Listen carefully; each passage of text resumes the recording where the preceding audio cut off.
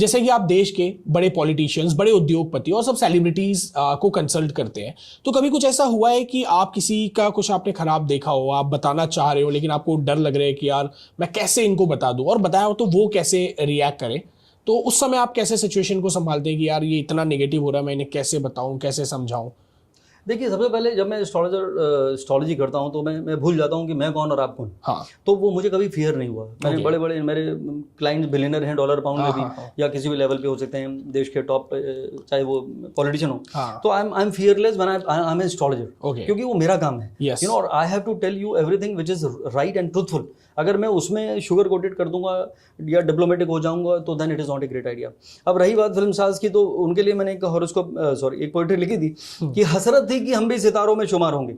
जैसे आपने कहा कि I wanted to be a cricketer, तो खुद पे लिखी थी कि हसरत थी कि हम भी सितारों में शुमार होंगे, न थी खबर कि इस कदर अंधेरे भी साथ होंगे। तो बेसिकली जो स्टार्स, जो we look up to them as glittering star, actually उस स्टार कहाँ चमकते हैं? अंधेरे में। अंधेरा मतलब हार्डशिप, स्ट्रगल, और जो उनको ग्रीफ और जो स्ट्रेस से गुजरना पड़ता है, इट इज नॉट ईजी।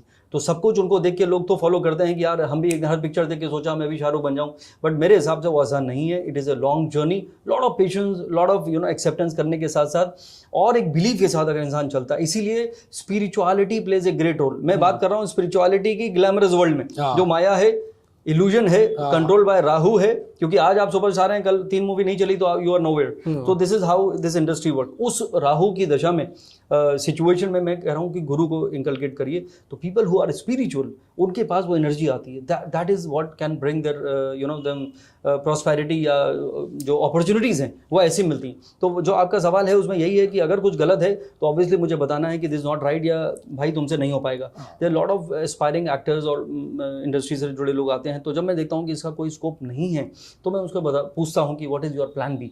तो कहता है कि सर मैंने ये सोचा हुआ है कि मैं यहाँ पे ये कोर्स करना चाहता हूँ। मैं कहता हूँ ज़रूर करिए, क्योंकि ये वो इंडस्ट्री है जहाँ पे आज भी काम है, कल भी काम है, परसों भी काम है, नहीं हो सकता। आज आपको कोई प्रोजेक्ट मिल गया है, वो कब तक चलेगा यू डोंट नो। अगर वो खत्म हो गया उसके बाद कब मिलेगा, यू हैव नो आइडिया। तो प्लान बी बहुत इंपॉर्टेंट। ओके, कुछ जो मोटिवेशनल स्पीकर है वो हमेशा कहते हैं stick to plan A, there is no plan B, plan B is only distraction. So what's your take on this कि यार बस लगे रहो, उसमें कितनी % चांस होते हैं कि आप सक्सेस हो जाओ? क्योंकि जरूरी नहीं है हर आदमी उस चीज में सक्सेसफुल हो, और वो चीजें एंड होती है डिप्रेशन में, एंग्जाइटी पे, फेलियर पे, इस तरीके की चीजों पे। देखिए बिल्कुल सही है। एक है कि आपके ख्वाब, आपके डिज़ायर, हर इंसान एक सपना लेके, स्पेशली मुंबई की बात कर रहा हूँ, यहाँ पे आता है। मैंने एक बार लिखा था, I was walking in London, मुझे माहौल, कई बार मुझे सिचुएशन हिसाब से लिखने को मन करता है, तो मैं लिखा कि ख्वाहिशें हैं आसमान और हकीकत है ज़मीन। तो you are thinking to become a star, but reality is you no one knows you, कि आपको कोई मुंबई में जानता नहीं और फिर भी आप भाई साहब कुछ बनना चाहते हैं। तो ख्वाहिशें आसमान और हकीकत है ज़मीन, और दौड़ रहे हैं सभी उड़ने की फिराक में। तो अगर आपके मन में सिर्फ और सिर्फ वो डिजायर ही है without reality check, then it will lead to depression. तो व्हाट आई एम सेइंग, जो आपका सवाल था बहुत अच्छा सवाल था, और सब जो भी इसको देख रहा है, सुन रहा है, मेरे ख्याल से आपको प्लान बी होना चाहिए। बिकॉज कहते हैं कि always aim for the moon, even if you miss you will be among stars. तो कम से कम आपने वो सोचा, तो मैंने इंडिया खेलने का सोचा, आज मैं इंडिया में जो खेलता है मैं उसका और उसको देख रहा हूँ, तो सोचा। तो अगर मैं नहीं सोचता तो आज भी शायद मैं एक मीडियोकर जिंदगी को जी रहा होता। बिकॉज एक मेरी फेवरेट लाइन जरूर है, you become what you think. आपकी जो ड्रीम्स हैं, those who dream the most do the most. तो करना चाहिए, बट रियलिटी के साथ साथ। तो दोनों में अगर बैलेंस बना लिया with your aspirations and your reality, and keep on improving that with the right approach, then it helps.